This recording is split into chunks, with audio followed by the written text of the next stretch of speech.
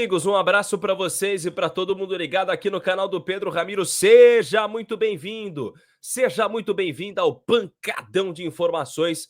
Vamos falar sobre o Esporte Clube Corinthians Paulista. Trataremos sobre a saída de dois braços direitos, ou braço esquerdo, do Augusto Melo, que foram demitidos pela nova gestão, a gestão de Osmar Stabile. Trataremos também sobre a situação de uma dívida que o Corinthians tem a curto prazo para pagar, saiba qual é o valor e o que vai ser feito com relação a esse assunto. Também trataremos sobre Yuri Alberto. Será que já tem proposta? Qual que é o planejamento do Corinthians para esse jogador? Deixe o like, inscreva-se no canal, isso é muito importante. Lembrando que esse vídeo é patrocinado pela VPSeg. Vá no Instagram da VPSeg, instagram.com/VPSeg Corretora, para você ficar por dentro dos melhores preços para planos de saúde, odontológico e também para o seu seguro de vida. É importante você fazer esse orçamento para a tua vida, cara. É um orçamento que realmente te ajuda a planejar o teu futuro e até o teu presente. Não deixe de consultar a VPSeg no Instagram, instagram.com/VPSeg Corretora, e falar que veio pelo canal do Pedro Ramiro para ter descontos. Aponte o celular nesse QR Code, porque o recado da VPSeg, você sabe, nossa vida é sempre proteger a sua na VPSeg. Bora brilhar.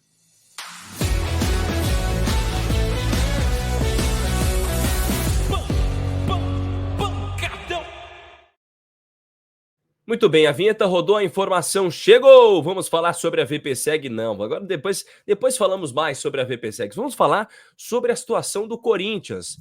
Informação que eu trago em primeira mão para vocês. O novo presidente Osmar Stabile decidiu demitir Marcos Boccato, superintendente de novos negócios do Corinthians, e Caio do Vale, sem um cargo específico, ele também foi desligado.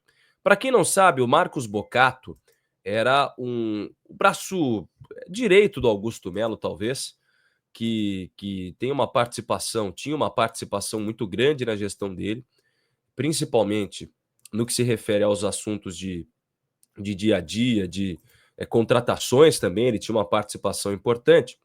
E o Marcos Boccato era superintendente de novos negócios e, inclusive, é um presidente de honra do Água Santa.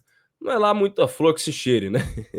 Esse é o detalhe. Não por conta do Água Santa, muito pelo contrário, mas pelo histórico dele, a gente sabe que não era lá dos melhores diretores, e o Osmar Stabile resolveu tirá-lo do cargo. Essa foi uma decisão do próprio Osmar Stabile com relação a esse assunto, quis tirá-lo do cargo e afastá-lo ali dessa possibilidade de ser um nome importante nessa nova gestão. Por outro lado, o Corinthians também chegou agora a demitir o Caio do Vale. O Caio do Vale era um amigo ali do filho do Augusto Melo, era um cara que tinha um espaço grande e tudo mais. Muita gente não entendia quem ele era, o porquê que ele tinha esses favores, porquê que ele tinha esse espaço tão grande, mas a gente sabe que ele tinha, e inclusive estava envolvido em alguns escândalos ali de suposto uso irregular de uniformes e tudo mais. Esse que eu vou colocar agora na tela, ó, do lado do Augusto Melo, lado esquerdo, é o Marcos Boccato. Você está vendo na direita o Fabinho Soldado, do outro lado o Vinícius Cascone, o Marcos Boccato está na outra ponta. E a gente também via um Corinthians com esses dois nomes, como o próprio Caio do Vale, que não tinha cargo especificado, mas quem estava lá nos bastidores do Corinthians. Bom, falamos sobre essa situação, vamos falar sobre uma dívida que o Corinthians tem de pagar muito breve, muito rapidamente, porque tem um espaço de uma semana para pagar uma dívida de 8 milhões de reais em compromissos financeiros.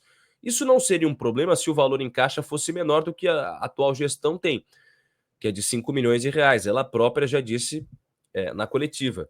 É como o que chamaram de cenário de terra arrasada. Não acho que a terra arrasada seja graças a essa gestão. Ela tem contribuição, sim, mas vem também de 2 bilhões de dívidas que foram deixados em caixa pela gestão da renovação e transparência.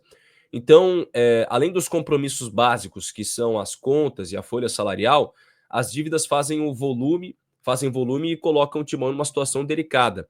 O que a gente sabe é que o Corinthians tem compromissos com o Ramon Dias, multa rescisória, o Toluca do México, que é o clube do Pedro Raul, e o Profut, só que só tem 5 milhões em caixa e não tem mais previsão de entradas. Esse é um problema muito grande. Rescisão de contrato com o técnico argentino foi de cerca de 5 milhões de reais em multa. A contratação do Pedro Raul de 5 milhões de dólares, mas o pagamento foi acordado em 4 parcelas, uma delas para vencer agora.